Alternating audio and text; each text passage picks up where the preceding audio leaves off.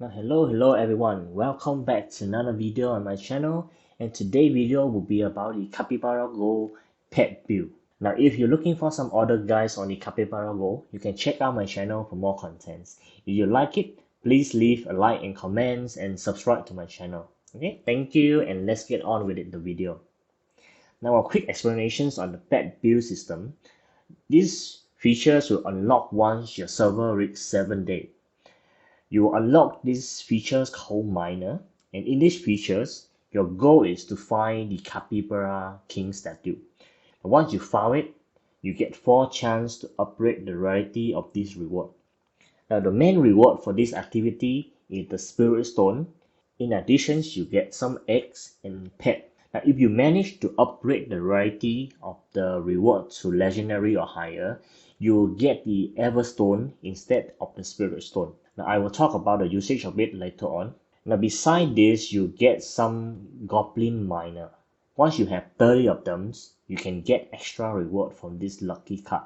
For every round of this lucky card, if you are lucky enough to get the requirement amount of reward, they actually give you an extra free round of lucky card to get more reward.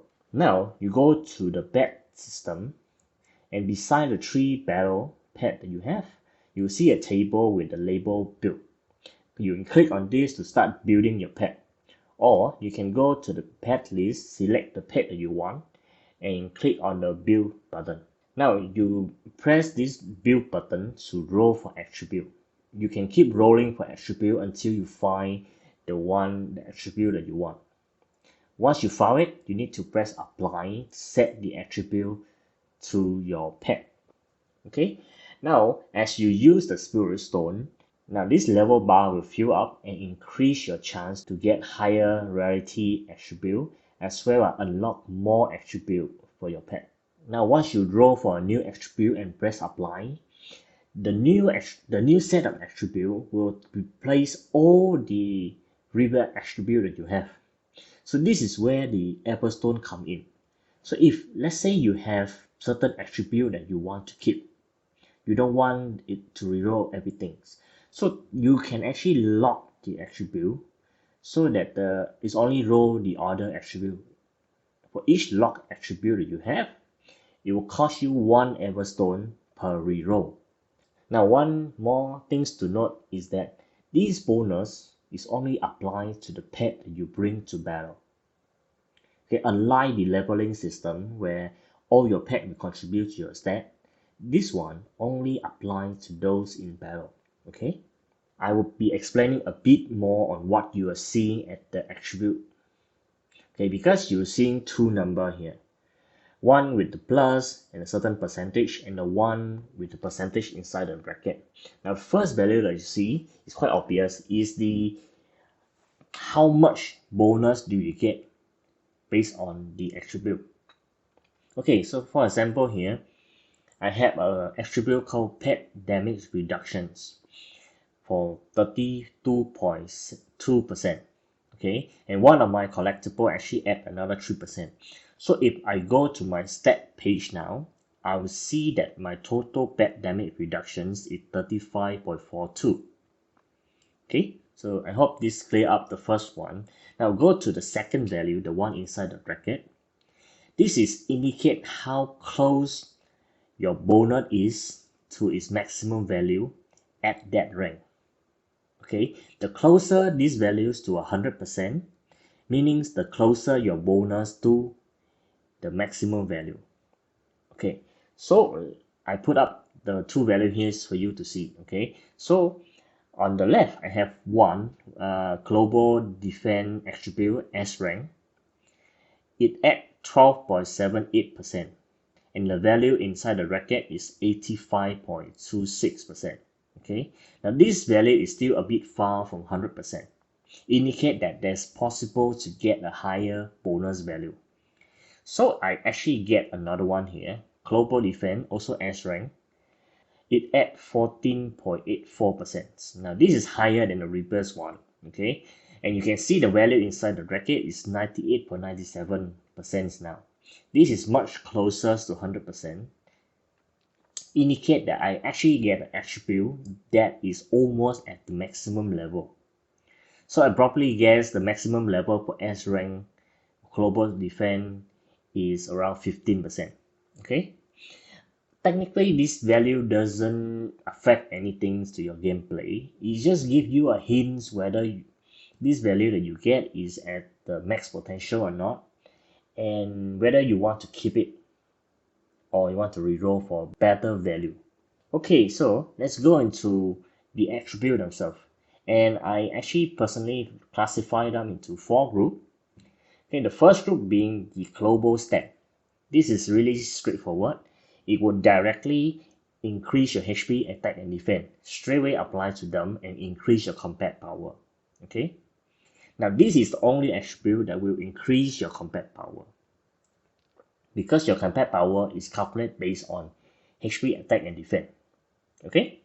So overall, this global stat is fairly good. It add a nice bonus to your character and increase your combat power. Okay, now let's go to the second group, the damage bonus group. Now, as the name suggests, this will add extra damage to your certain type of attack. Now, there's basic attack, combo, skill, pet, crit, counter. I give you the table here for the skill and what is my remark for them, and I already sort them based on whether it's really effective or not. Okay, so the first one in this list will be damage to boss. I think this is really important because you'll be facing many boss in this game. There's GUI boss, Raid, there's Seal, there's chapter boss, right? So, and in a chapter, they are one of the main obstacle whether you win or you lose the chapter. Okay, so damage to boss really important. Okay, skill damage technically quite good for dungeon run or chapter run because you get a lot of skill to maximize this damage bonus. Okay, basic attack damage bonus, this is actually very good because beside from the skill, most of your attack will come from the basic attack anyway, and basic attack from what I see also apply to your counter and your combo, so this is actually quite good. Pet damage actually is a neutral one. Personally, I get it because I have Brooch, which is an advanced pet, advanced mount that add bonus damage to your pet. So it's actually stacked on top of my mount. But it's a neutral one, so it's up to you whether you like it or not. Okay. Now the last two, combo and counter, technically not really that good, because you don't see that our character counter or combo that often, probably once every 2 or 3 rounds, right? Okay, moving on to the third category, the damage reductions. Okay, as the name suggests, reduce damage received by a certain type of attack. Okay, among these reductions, there's only one of them that really matters to me. Okay, and that is the basic attack damage reductions. Why? Because this is the enemy main source of damage 75% of the time. Why? Because if you pay attention, you'll see that then most of the enemy will attack 3 times and then deal a rage. So 70% of the damage come from basic attack. Whether it's a chapter, whether it's dungeon, whether it's raid, they all the same. 3 basic attack followed by 1 rage, always the same. Okay, so by reducing this, you are reducing 70% of the enemy attack, 75% of the enemy attack damage. Obviously, things like combo and counter, you rarely see enemy PvE do counter and combo. Okay, skill damage reductions or pet damage reductions, similar things. PvE enemy usually don't have skill. Okay, pet PvE don't have pets. So most of this one that you see here actually good for PvP.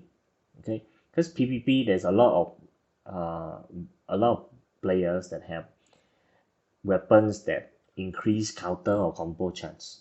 So it's very good. But if you're just looking to clear the content and power up, well, just go for the basic attack. Okay. Now next category, technically this should be a two category, but I'm just don't want to make one category for just one single attribute, so I group them up. Okay, so the next one you will see here is the recovery effect.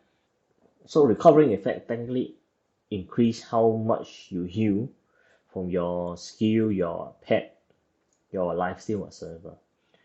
Okay, this is actually okay personally, but I don't really use it. I think this is really situational.